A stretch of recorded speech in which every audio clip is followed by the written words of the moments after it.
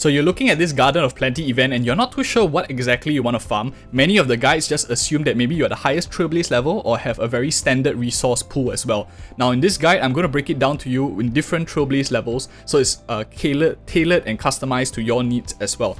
Let's start off first with like the most obvious ones. We won't go in terms of like level order, we'll go it by the easiest one, very straightforward, and we'll go into more of the complex situations towards the end of the video as well.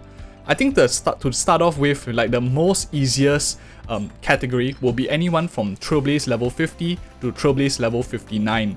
So this is the category when you have the max rewards available for the golden the Calyx, but you haven't unlocked the max efficiency for the crimson Calyx as well. So in terms of like the golden Calyx, this will be the most optimal one, because if you spend every single energy here, you're basically getting it at a Trailblaze level 70 equilibrium level kind, a Trailblaze level kind of resource pool. So 50 to 59 definitely here. In terms of which one you want to focus on, I think they are all relatively even. In my personal bias, I think Bud of Aether is probably the least priority one, especially since we would rather have a little bit more credits, a bit more of like EXP, so we can push our favorite characters up a little bit higher. But depending on how your account looks like, maybe you have a lot of 5-star light cones. In that case, Aether definitely is going to be a bit more higher priority.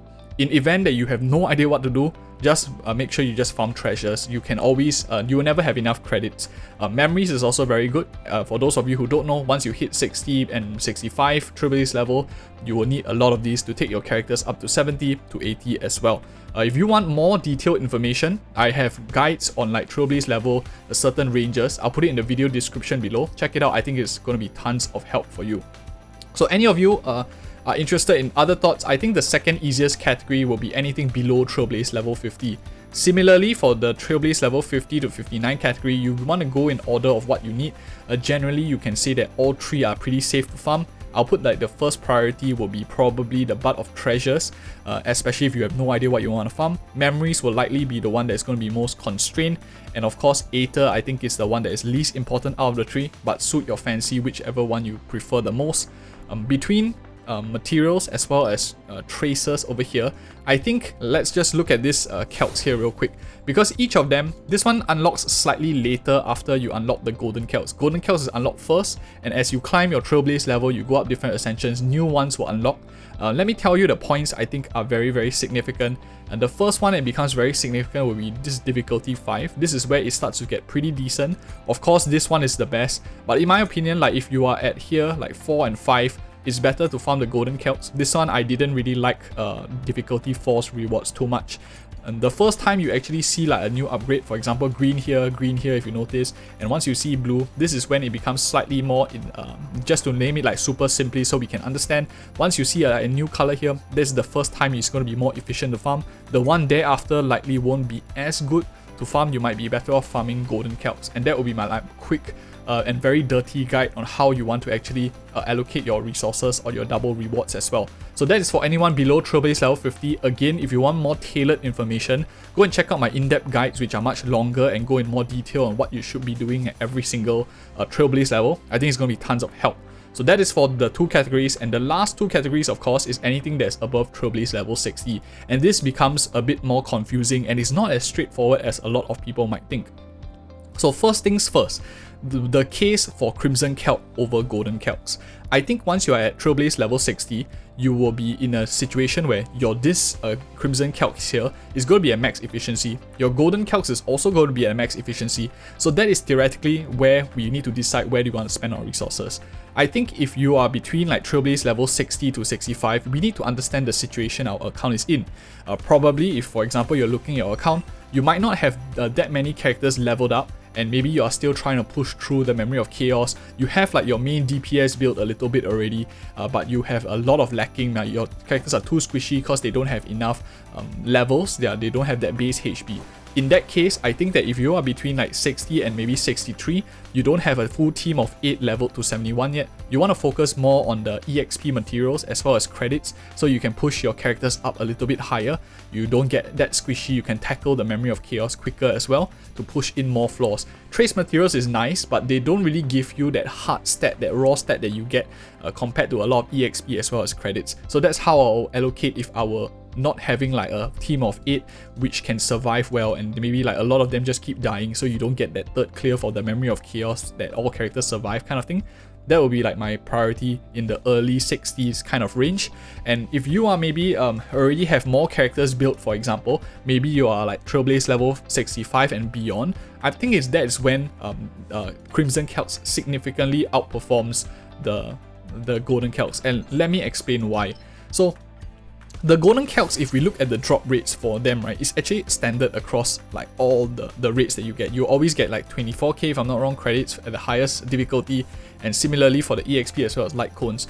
Whereas you realize that Crimson Calyx has RNG involved. So for example, if we do a run here, we will actually get, let me just do a very quick 6 run and I will come back to you in a little bit.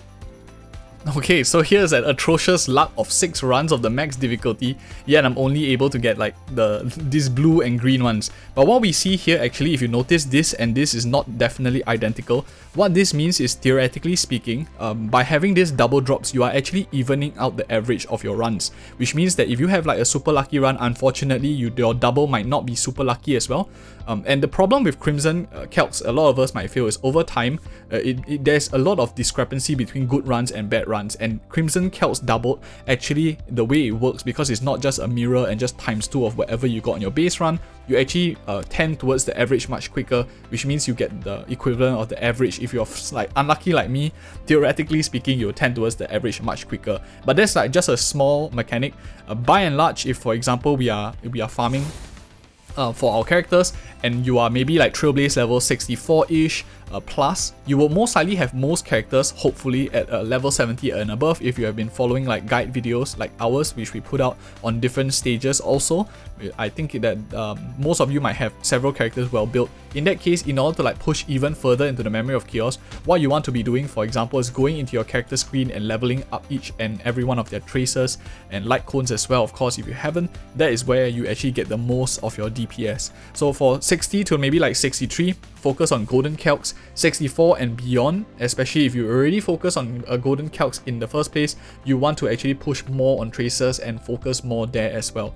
Of course, it's by and large mostly even, depending on what your resources require and whether you're building any new characters in future and whether you've saved it up. But I think one last note before I just end off this video, the most important thing to note is that most of the time when we see our events, we will always be getting credits, light cone EXP and experience EXP from events if we play long enough. Whereas if we are going for events, we might not get trace materials all the time, which means theoretically speaking, our account will usually tend to be more in a deficit of trace materials compared to EXP materials. And if you have the battle pass and you are a pay-to-play player, this will exacerbate the fact a bit more, and in that case, trace materials do come in a little bit more desire for a lot of players in the game, especially if you are pay-to-play. And if you found these thoughts useful as well, and maybe you are interested to know more of such of my thoughts in terms of being at what bracket of Trailblaze level, what should I focus on and stuff like that, I'll link here 2 video cards in the end screen for later game players. You can find a video description below as well for if you're relatively early game and you want to sort out your account and be efficient as well. Thank you so much for watching, and see you in the next video.